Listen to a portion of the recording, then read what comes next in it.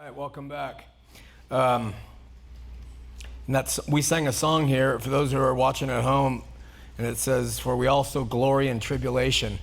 When I first became a Christian, I read those passages and thought, what in the heck? I do not glory in tribulation. I don't want it.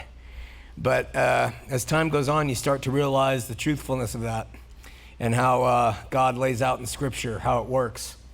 So last week we left off talking about Abraham. We spoke about how, as the father of faith, there are a number of things about him and his life that support the title Father of Faith. The writer first touched on the fact that Abraham, when he was called out of his homeland, departed into a place that was unknown to him. And then the writer moved on to Sarah, or Sarai, Abraham's wife, who through faith, it says, received the strength in her body to conceive seed from Abraham, who was good as dead. And it was important that we commented on how God allows things often to become as good as dead in our lives before he will act to show that it's his hand and not ours that's making things happen. Speaking of Abraham, Sarah, Isaac, and Jacob, the writer then says in verse 13 that these all died in faith, meaning that they died still believing, not knowing, not seeing, not having received the promises, but having seen them afar off, and were persuaded of them, and embraced them, and confessed that they were strangers and pilgrims on this earth. It's a long passage. So now in the first verses of our topic for today, the writer leaves Sarah, he leaves Isaac and Jacob, and returns to speaking of their sojourning in a foreign land as strangers. And it begins 14 through 16. For they that say such things, he says, declare plainly that they seek a country.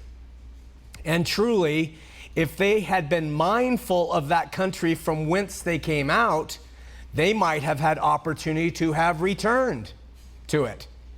But now they desire a better country, that is a heavenly. Wherefore God is not ashamed to be called their God, for he has prepared for them a city. In the King James, ESV, and the other versions, easier to understand those passages, but we'll get through them and they're not that bad. And these are the first half of our passages for today. After this, we're going to go from 17 to 19 and talk about the final thing that God does to test, to try, to examine Abraham's faith. So back to verse 14. The writer says, for they that say such things declare plainly that they seek a country. What things is the writer speaking of? The things that he mentioned in verse 13. And he says, referring to verse 13, the people who say such things plainly declare that they seek a country. And what he's saying is, in verse 13, he says that Abraham, Isaac, Jacob, Sarah, they all died in faith, but they confessed, they said, that they were strangers and pilgrims on earth. All who say such things, who confess that they are strangers and pilgrims on earth, declare that they seek another country, is what he's writing. So I interpret this to mean that those who consider themselves strangers and foreigners or pilgrims here upon this earth, whether they're sojourning through a promised land like Abraham was, or those of us on earth today who confess that we don't belong here, we declare quite clearly that we are seeking for another place, that we, or what the writer calls another country, not this country in which we live in. So such people were the Hebrew patriarchs, Abraham, Isaac, Jacob, and then even Moses. They lived and acted just as if they had not yet found permanent habitation. They were traveling in search of one. And the writer makes the point of this illustration taken from Abraham saying in verse 15, and truly, if they had, these Hebrew patriarchs, been mindful, been looking back with fondness of that country from which they came out of, they might have had opportunity to return to it. In other words, in the case of Abraham, the writer says, if he was constantly mindful or recalling, those days back in Ur, the wine, women, and song. Gosh, how I'm mindful of that former days. He says, if they had been mindful of that country from which they came out, they might have had opportunity to go right back to it. And in Abraham's case, the journey back would not be so difficult. He'd made it once out. He would have known how to get back to his former life and retraced his steps. In other words, the writer is suggesting that had Abraham had in his heart the desire to return to Ur, he could have. There was nothing stopping him. But the writer suggests that he didn't have such desires. He wasn't mindful of where he came from. I came from Ur. He wasn't thinking on that. It wasn't on his mind or heart. And he didn't reflect with enough fondness on his former life, the first 70 years of his life, to say, I'm going to go back. He never did. Again, despite all the hardships, difficulties, trials, uncertainty, living in tents, they never returned to Ur. They preferred to live a life of being somewhat of vagabonds, unmoored, waiting instead for another city, he says, rather than return to their native land or former lives. Now, obviously, the illustration applies to every believer today as it applies, and this is what the writer is pointing out to these the readers in Hebrews, and he's pointing it out to us today spiritually, that we all indeed sitting here have come from a former life. Even if you were raised and cut your teeth on Christianity, in my opinion, that's a former life everybody has to decide to come out of. You have to decide to progress forward from what you came from and to sojourn and get to the point where you're looking for that other city that God has prepared for you. So the parallels are obvious and easy for those of us who came out from lives steeped in sin, who walked away in exchange for a relationship with the Lord. And there's ample opportunity, the writer is saying, for us to go back to our infancy, to go back to where we came from, like a dog to its vomit, and to live such a life. But usually in the believer's life, like a dog returning to its vomit, it's not as good as we think it is. And you go back, and maybe as believers, we think back to Ur, and we might, as young believers, put our toe in the vomit, and we might, say, wow, there was some good times amidst this vomit. And yet, after a while, the stench is too much, and we realize that's all it was. And you realize I have so much more of a life in where I've come to that you usually just don't stay very long. Occasionally, the inducements of the world overwhelm even some of the best Christians. I've met several in ministry here, some really great Christians, where the arms of the former life and the former associations are so strong, they go back. Years ago, when I was trying to make ends meet for the family, I worked at FedEx and loading and unloading from LAX. And during the Christmas season, they had me drive or ride with a driver, and he was a seasoned driver, and he was well known in the station as being a ladies' man and a big partier, and he was older than me. And one day when we were at lunch, he opened up to me, and he knew that this was just a job. I didn't care at all about what we were doing. I just did what I was told to do. But I was really interested in philosophy. I was LDS at the time, and I was really interested in religion and things. And even though I was LDS, I'll never forget what he communicated to me that day. He said, munching on a piece of pizza, yeah, I once had the truth in my life. And I was like, oh, really? And he was, he says, it was the greatest time of my life. I loved it.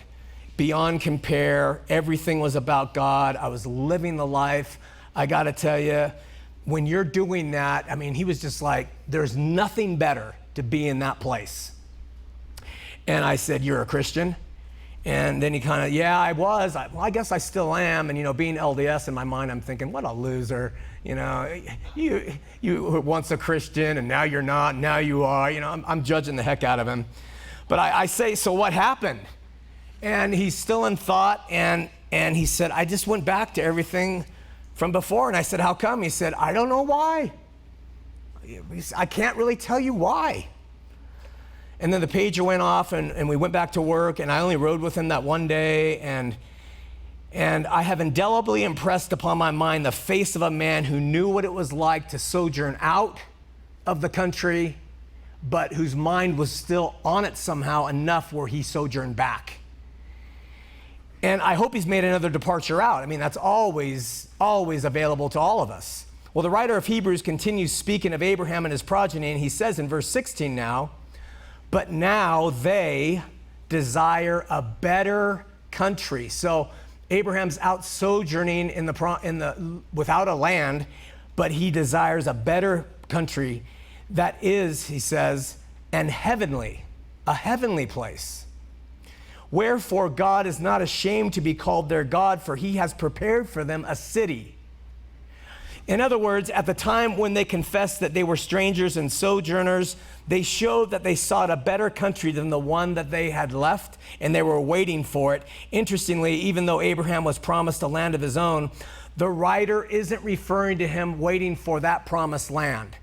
Even though he has been promised that, that's not what it's talking about. Instead, he says that Abraham, while sojourning, had no expectation of a permanent residence here on this earth, but was looking for another world, a heavenly place for which to go. Maybe we can suppose that Abraham knew that his posterity, that the promise would be fulfilled to his future generations, maybe to Isaac, maybe to Jacob, maybe to Moses, even though he didn't know who Moses was, et cetera, et cetera. But he himself considered himself a stranger and a foreigner on this earth, and he looked toward a heavenly city, country, and residence. And for this reason, we see that Abraham did not personally seek to take land by conquest. He didn't make any claims of title for the terra firma around. He didn't even purchase grazing land, none of it. The only thing he bought was a grave for Sarah, and then all of this serves as proof that his heart was focused, Abraham, on another place after this life, a better country, a heavenly place. Once again, the parallels are evident for us. Are we sojourning, looking for land to buy, a place to grow roots? Is that the primary? I'm not saying you can't have those things, but is that the primary objective? Or, do we have a light touch on this world? As Chuck Smith used to always say to us, keep a very light touch on the things of this world. Really, really tough for some believers today, because everything, especially in the U.S., revolves around the almighty buck and on private property ownership and material acquisition and all that. And we get that. We have to live by it. Everything costs money. And it's so hard to tease those two apart. And it's not to say that such things are antithetical to being a good and honest Christian. They're not. Remember, Abraham was materially wealthy. He had a lot that was given to him, and he was wealthy by the standards of that day and probably even our day. But his focus, though he was blessed materially, was on his heavenly home, not establishing roots in the present.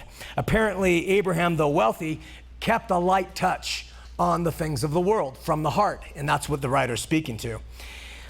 I'm going to say something that might sting a little bit, but as human beings, we talk about the contents of our heart.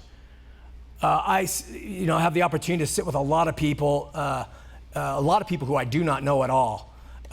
And the general rule is people ultimately reveal what takes up the most room in their mind and in their heart, what gets the most attention in their lives ultimately.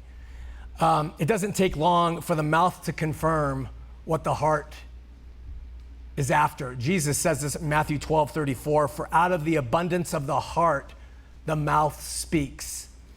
And I would rather sit all day long with a person who speaks the truth from the heart, no matter how ugly it is, because we're all ugly in the heart in many ways, than for those who feign to have the heart for something, and then you can see through the cracks when stuff starts spilling out here and there.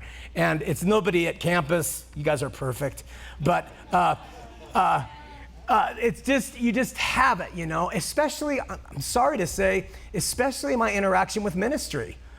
With people who are in ministry full time, like me. The rhetoric is thick. Oh, the Lord, the Lord, the Lord. And yet through the cracks come all the other stuff.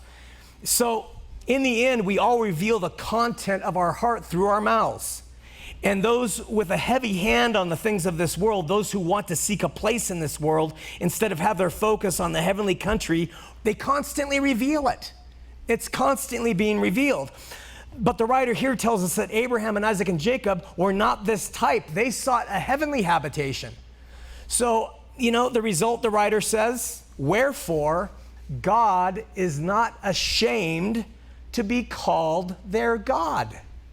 That's radical. God is not ashamed to be called their God. I'm not so sure there isn't a greater expression of hope in all of Scripture, excepting maybe the hope of salvation when we think about it. I mean, I want God not to be ashamed to be called my God. I think if God gets ashamed, I have given him plenty of reason, but I would like that. I think that's a noble desire to know that God is not ashamed to be called our God. I wonder if it's possible in relation to myself, but nevertheless, what a concept, right? When my daughters were young, and those of you who go to the Bible study, we talked about this, but I used to give them an illustration of how to please God, and it wouldn't be how to, but it got them to open their mind about what would make God the happiest. And I would say, just pretend that you are the creator of an ant pile, and you have created 400 or million ants. And the ant pile is yours. It's your creation. It's your universe. You're over it. You created the ants. And ants are workers.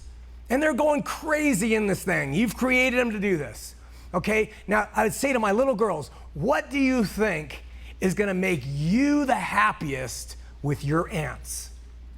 Are you going to look down and say, that ant right there, he is such a good, strict disciplinarian.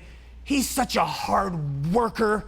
That ant right there does more than all the other ants. He will become my favorite.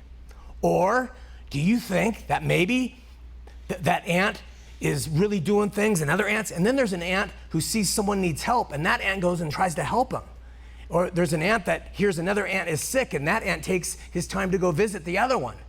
Or there's an ant that feels like he's not doesn't have any friends, and he's kind of wandering away, and that ant goes out and gets him and brings him back. Now, which ant of all the ants do you think God would be most pleased with?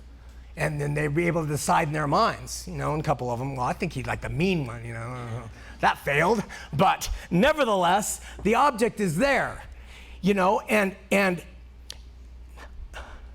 creator of the anthill. This is kind of the thing that I believe he's tapping into, of God not be ashamed to be called our God. When he looks down over the billions of people on the planet, so many professing the name, so many calling, so many doing, what is it that he's looking at, The thought where the writer says that God is not ashamed to be called their God is thought to come from Exodus 3:6. When Moses went up to Mount Sinai and saw the burning bush, we then read that God said to him, amongst other things, quote, I am God of thy father, the God of Abraham, the God of Isaac, the God of Jacob. And it's thought that that's what he's referring to. He was not ashamed to say that I am the God of those three. Among other things, that's a tremendous compliment. Then after saying, wherefore God is not ashamed to be called their God, he justified this by saying, for God has prepared for them a city. He's not ashamed to be called their God, for as a result, he has prepared for them a city. Interestingly enough, this is what the writer in verse 10 says that Abraham and Isaac and Jacob expected, that God had created for them a city. We could take it literally, some people do, that he's literally created a city. We could believe that God is building a city in heaven, or he's speaking just of heaven itself.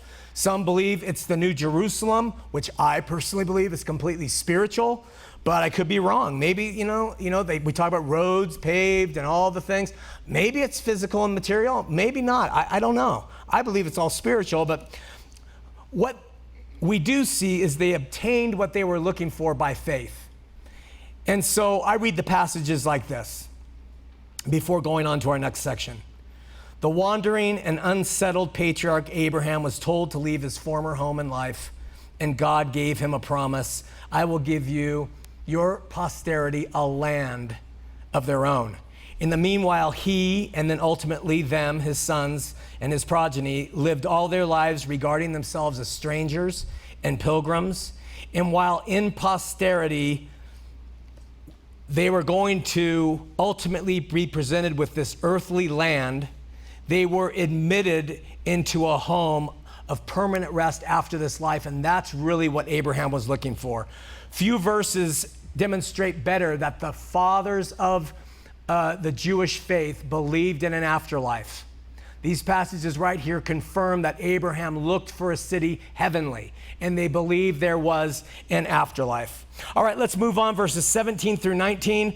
And there's some really, really good insights here on these passages. The part for what Abraham is best known throughout the world, sacrificing his long-awaited promised son, Isaac. By faith, the writer says, when he was tried, offered up Isaac. And he that had received the promises offered up his only begotten son, of whom it was said that in Isaac shall thy seed be called, accounting that God was able to raise him up even from the dead, from whence also he received him in a figure. Let's wrap it up with those three verses. By faith, Abraham, verse 17, when he was tried, offered up Isaac, and he that had received the promises offered up his only begotten son. That's the same, it's saying the same thing. By faith, Abraham, when he was tried, offered up Isaac, reiterates the same thing, and he that had received the promises, Abraham, offered up his only begotten son. It's just repeated. The writer has shown the many ways Abraham has been a man of faith, but he ends the whole matter with the death blow of the whole thing. To take his only son, the son of the promise, and sacrifice him on an altar the way a pagan would, probably the pagans as they would do it in his former home in Ur. That was a pagan world, and they probably had human sacrifice. And so God says to Abraham, take this promised son, go up and offer him on the altar. Of course, this is possibly the greatest example of faith from man in Scripture, to take and kill a son, especially the son of promise. In our eyes and mind right now, it's very barbaric. I would guess if we have some psychologists amidst us, now I guess this would be a horrific thing for a father to do to a child today. And you would think that, wow, you are really bestowing some heavy psychological damage on Isaac. We have to remember Isaac was probably at least 25, if not 28 years old at this time. Not the little child that the pictures depict of him. We know that from biblical chronology. But the writer, when he says when he was tried, the word means tempted in other places in the New Testament, but it's not tempted the way we think. So tried is probably the best word, because it means when he was tested to see if he would seek another way. And it even means he was examined, that God examined Abraham's faith. In the end, we might say that the meaning is Abraham was placed in a circumstance that examined or tested the strength of his confidence in God's promises. That is probably the best way, I think, to understand it. Of course, we know that God knew the outcome. It wasn't like God was testing to see what he would do. He knew what he would do. So we could probably guess that the trial was to show Abraham and those around him and us today what was in Abraham and the faith that he possessed. And let me tell you something. When we look at the Greek, the faith he possessed is radical. It's insanely radical. The writer says in the face of such faith, he offered up Isaac. According to the Greek, this line is written in the perfect active indicative of phosphoro, which is a verb used throughout the letter to the Hebrews, and it means to act already and completely, the act is already and completely committed in the mind of the person.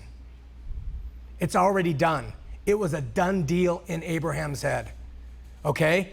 Now, obviously, learning of this probably caused him some consternation.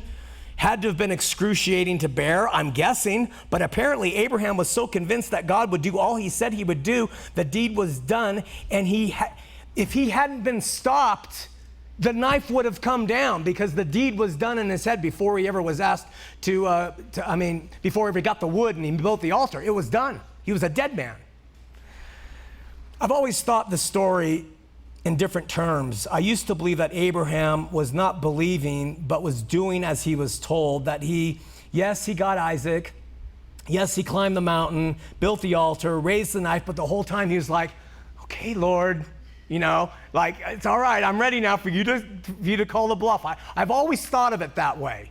Like Abraham didn't really believe God would have him do that, but he trusted somehow that God would not have him do it. But that's not what it says in the Greek. It says he had consummated the act before ever doing it.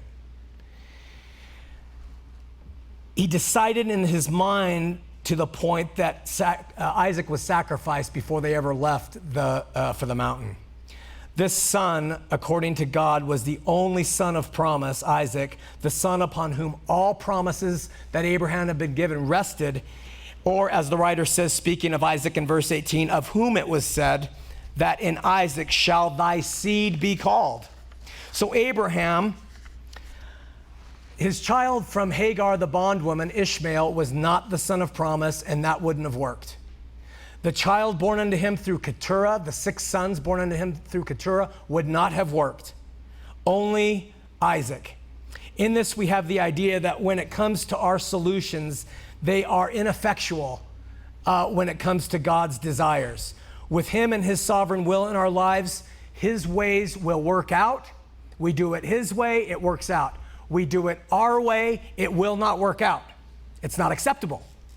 And so where God examined Abraham's faith, not to see, but to show that Abraham's faith was such that he was not going to seek an alternate way. He was going to do it how it was expected of him. Of course, he allows us to attempt our own way. He allowed Abraham to attempt his own way when he took on Hagar as a wife instead of waiting for Sarah to conceive. And we see the results of that. Always disaster. We feel the results of that today. Always a disaster when we take things into our hand. God allowed it. Well, you want to do that? Fine, go ahead. Listen to Sarah instead of me. But allowing him to test our resilience, our determination, our resolve to do things his way or our way is part and parcel of the Christian walk. In ministry, it's a constant. Will we do things his way based on what Scripture says or our own? Will we trust in him to the end, or will we stop short and rationalize by implementing a stopgap measure? My wife gets crazy with me because I take it to the extreme. I try. I just am going to push it to the extreme. I'm not going to, anytime I can, unless my flesh gets involved, but I try to not insert stopgap measures. I'm going to try to proceed as Scripture tells us. And come hell or high water, how it turns out, I have to believe that's the way we're supposed to live. I'm not always successful, but it drives her nuts sometimes. Often people ask, how can you tell what is his will and what is our own? In this, we can't compare ourselves to Abraham, in my opinion. First of all, Abraham was in a unique place. There was no law. There was no law in the land. And there was no nation or history or Bible to refer to give a guide for him. God spoke to him, and he went and did as God said. But I can honestly answer this question by saying a few things. First, when we are looking to know whether it's our will or God's, we have the Word to test our inclinations and our inspirations by. This can be difficult, but it is a fail-safe that can kind of corral our idiotic ideas. And those idiotic ideas pop up, and we say, is that God? In other words, there have been people who claim to have been led like Abraham to go out and actually sacrifice children in the name of God because it happened in the Bible. But they miss the point that God has never had someone sacrifice a child except himself, his own son. That he didn't have Abraham go through it, so they lose the biblical context of how to examine these inclinations of whether they should kill their child or not. We also have to take into account that Jesus came and fulfilled the law. So in light of this, so many behaviors that are often done in the name of God become absolutely untenable. We know he fulfilled the law, so we can eliminate a lot of the crazy notions that come to our head. He finished it. There's nothing more to do, to inflict, to punish. This helps us with knowing his will over ours. And finally, he rules and reigns by his Spirit. And this is the vagary that drives many people crazy. What's his Spirit? What's the bad burrito? What's my imagination? Et cetera, et cetera. Admittedly, it's a difficult, extremely difficult thing to navigate, especially if you have a propensity for mental illness. And I say that with a smile on my face, but I do. And so I have to check and wonder, is this my crazy mind getting involved in this? Or is this God whispering to me when it comes to taking this or not? And many people are like that. So we are susceptible to ideas that seem so inspired, but they're really not us at all. When I was LDS, we had a family in the ward who the mother one day woke up and said, God wants me to take my family to the desert and live in a tent. She took her kids, they went out to the desert. People would say, you really want to do that? The notion's biblical. Yeah, it's biblical. And what can you say? You're bonkers? God doesn't want you to do that. Because there's always that nagging suspicion that maybe he does for some reason. So we're put in this quandary of what does God want? What does he want? How do we know? I don't know. But the Bible does give us a method. You ready? It's in Psalm 37 verse 4, and many people use it. It says there in part that God shall give us the desires of our heart. This passage is used frequently by believers, but unfortunately not always contextually. Yes, God will give us the desires of our heart, but read the full passage. You ready? This is what it says contextually. Delight thyself also in the Lord, and he shall give thee the desires of thine heart. And then it says, commit thy ways unto the Lord, trust also in him, and he shall bring it to pass. Okay? So it's not just God grants the desires of the heart. And on my heart, I want to marry my neighbor, but that's that. Why don't we take the whole thing? Are you delighting yourself in the word of God? He will give you the desires of your heart. Have you commit your ways unto the Lord, trusting in him, and let him bringing it to pass? Is that all part of the formula? There are a lot of important caveats found in those passages. First of all, the promise is prefaced with the directive, delight thyself also in the Lord first. First, you're delighting in him. This is paramount to walking with him by faith, delighting in our relationship with him, being in relationship with him. So this doesn't mean the perfunctory allegiance or actions, but from the heart, as in Abraham, who from the heart had already sacrificed Isaac before he ever got to the mountain. It was in his heart. He delighted in the Lord, and his commitment was there. That seems to be the idea. Time and time again, I speak with people who claim they want to follow the Lord, they want to do what he wants them to do, but they don't delight in his ways. And they might even fear his ways. I have a good friend, a great Christian brother, a tremendous friend. We have phone conversations. He's terrified if he gets too close to God, God will kill one of his children. It's a sincere fear. When he always brings that up, I always say, well, what if you don't get close to God? He'll kill one of your children. And he gets mad at me. And I say, you got to delight in your relationship with him. You have to realize that he will not do things that are for your evil. He does what is for your good. And when you delight in that and you trust in that, all things will work out. You commit your ways to him, and he will not disappoint you. It could get hard. He might ask you to sojourn to a place you don't know, but he will fulfill his promises. In the end, his ways are delightful in our minds. This is what it's talking about, because we trust him, we love him, and we know he will work out things far better for us than we can. I can't help but believe, having studied Abraham, that he delighted in the ways of the Lord, and it was evidenced by all he had already done in relationship to God saying, this is what I want you to do, and him going and doing it.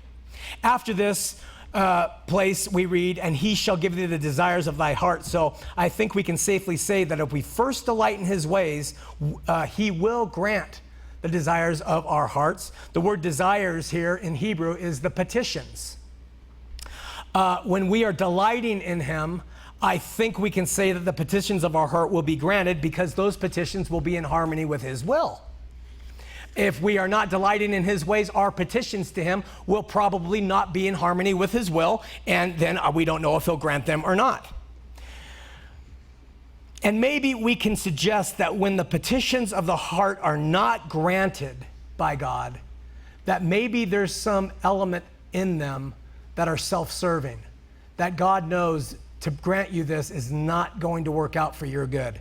And so he holds back for reasons only he knows, and we trust in that, as difficult as it can be. To me, the heart delights in the Lord would not desire a petition for things aimed for their own self.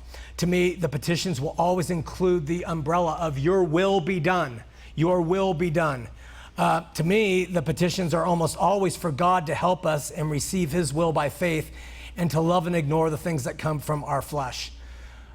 The second line of those passages continues, and it says, commit thy way unto the Lord, trust also in him. And then it adds this final thing, and he shall bring it to pass. He brings to pass. Again, we have the fact that we're first committed to his will and ways, that we trust him, that he will bring what we are desiring in our hearts to pass, and that we won't. And the summary is truly just saying, walk in faith. To love and trust him with accomplishing the, can we say, righteousness or godly desires of our heart, come what may. Again, so difficult. Abraham has pretty much done what God has told him to do. Left home, sojourned, did the old snippy for himself and his entire household. He let Ishmael and Hagar go off into the desert, and God took care of them. He sired Isaac, and when his body was as if dead, he ultimately was looking for a heavenly city and was blessed by God, accomplishing his will through he and Sarah once they were beyond capability of procreation.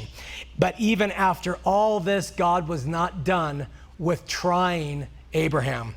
And he now tells him to take him up and sacrifice him. The actual account is in Genesis 22. This is what it says. Listen to this story and the little nuances that are found. And it came to pass after these things that God did tempt Abraham. We know from James, God can't tempt any man with evil, so we know that it was an examination or trial. And said unto him, quote, Abraham, and he said, behold, here I am. And he said, take now thy son, thine only son Isaac, whom thou lovest, and get thee into the land of Moriah. By the way, that's where the Temple Mount has always been for the nation of Israel, the Mount Moriah. And offer him there for a burnt offering upon one of the mountains which I will tell thee of.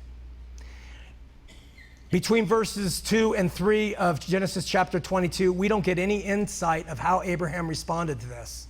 It doesn't say he cried and wept all night. It doesn't say he kicked his feet. It doesn't say that he was convinced it was true.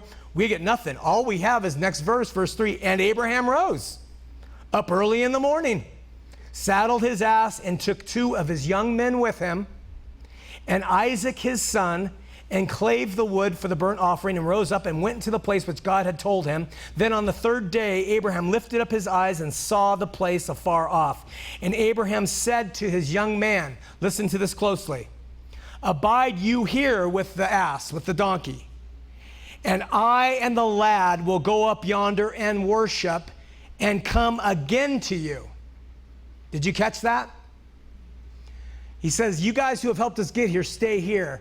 I and the lad are going to go up in the mountain to worship, and we'll come back to you. Okay? And Abraham took the wood of burnt offering, laid it upon Isaac his son, and he took the fire in his hand and a knife, and they went both of them together. And Isaac spake unto Abraham his father and said, my father.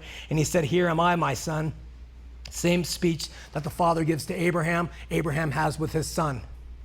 He says, here I am, my son. And he said, behold the fire and the wood, but where is the lamb for the burnt offering? And Abraham said, my son, God will provide himself a lamb for a burnt offering. So they went both of them together. And they came to the place which God had told of him. And Abraham built an altar there and laid the wood in order and bound Isaac his son and laid him on the altar upon the wood. And Abraham stretched forth his hand and took the knife to slay his son.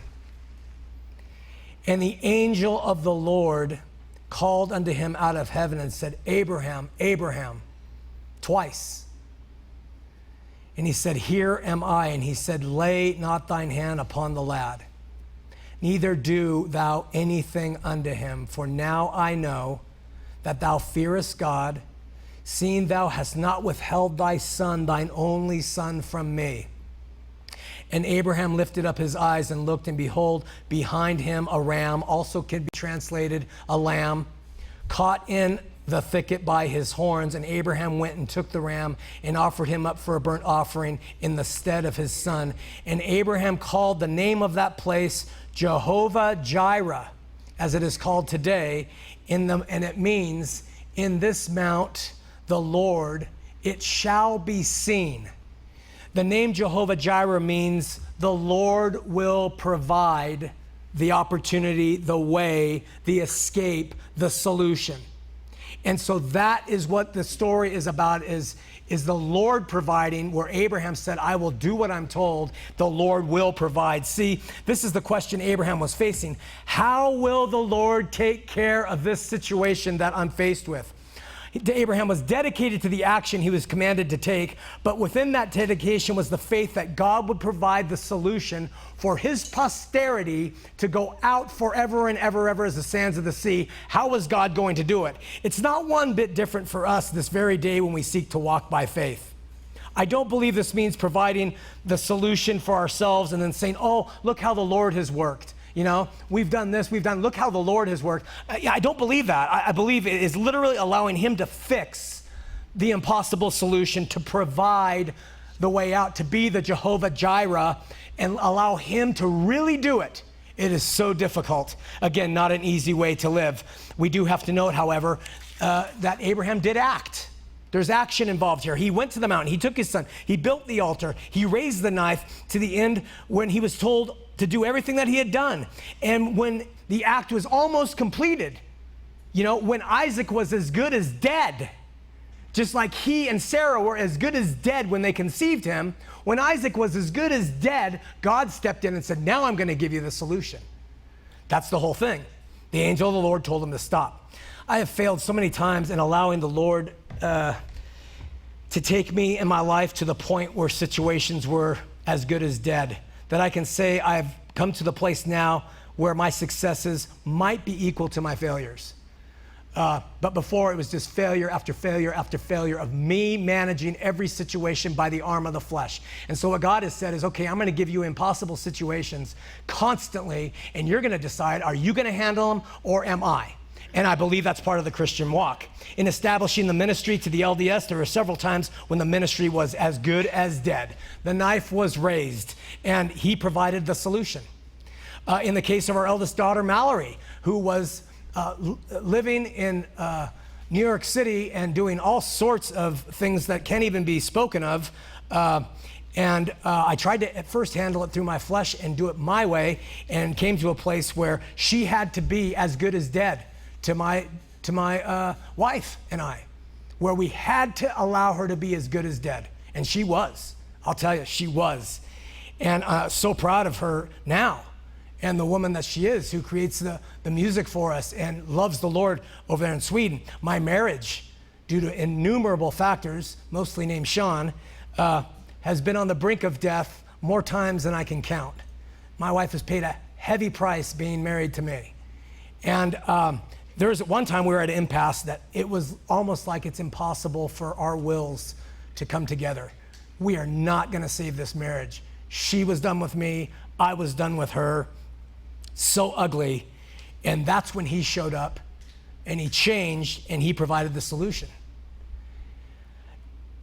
Almost every time something seems to take root or to grow in at least my life, the Lord literally has me take it to Moriah, build an altar, be willing to sacrifice it on that altar, trusting that he will, in time, be able to provide a solution. And it's always a better solution than anything I can ever come up with. What was in the heart of Abraham as he lifted that knife into the air? The writer tells us, saying that he was, verse 19, ready for this, accounting that God was able to raise him up, even from the dead, from whence also he received him in a figure.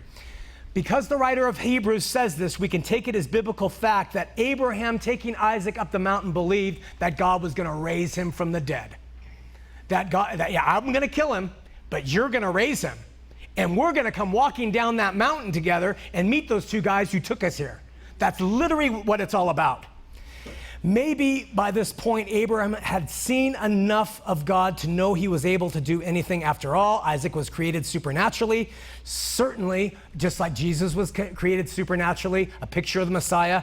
And therefore, it seemed God could raise him up in a similar fashion. Just as Jesus, a picture of Christ being raised up miraculously in a similar fashion.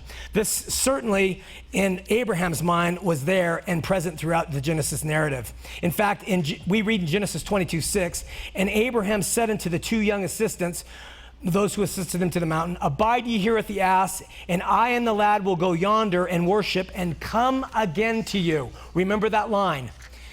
The Hebrew there for come again to you is in the plural. It's in the plural. So you can't say he just meant I'm going to come back to you. It's written in the plural. So Abraham was saying, and we, Isaac and I, will come again to you. All right? So while Abraham was fully convinced in his heart that he was going to sacrifice Isaac, he was also fully convinced that God would provide a way back for Isaac to come back down that hill with him. He was convinced of that in his heart. That's why he told the lads, we will come back. That, my friends, is faith. It's the faith I want to live by. It's the type of faith that pleases God. And yet another reason Abraham is heralded as the father of faith. There's a last line here that the writer ends the account with. Referring to believing that Isaac could be raised from the dead, he says, from whence he, Abraham, received him, Isaac, in a figure. Okay? There's all sorts of thoughts about what this actually means. I believe it means from whence Abraham received Isaac. It means Abraham received Isaac from off the altar in a figure that God provided the solution. This was a figure of Abraham taking Isaac off that altar. That was the figure of God providing the solution. It's not easy to explain, but it's not that big of a deal. Of course, we all know the picture of this event was for the Messiah to come, and it would be, we don't exit the story without noticing Abraham's willingness to take his only true son of promise and to be willing to sacrifice him. The parallels are obvious, that Isaac, now a full-grown man, willingly as the son, laid his life down as willed by his father. And it's a beautiful type provided well before the law of God so loving the world, he gave us his only begotten son. Next week, we come to Moses. Questions or comments?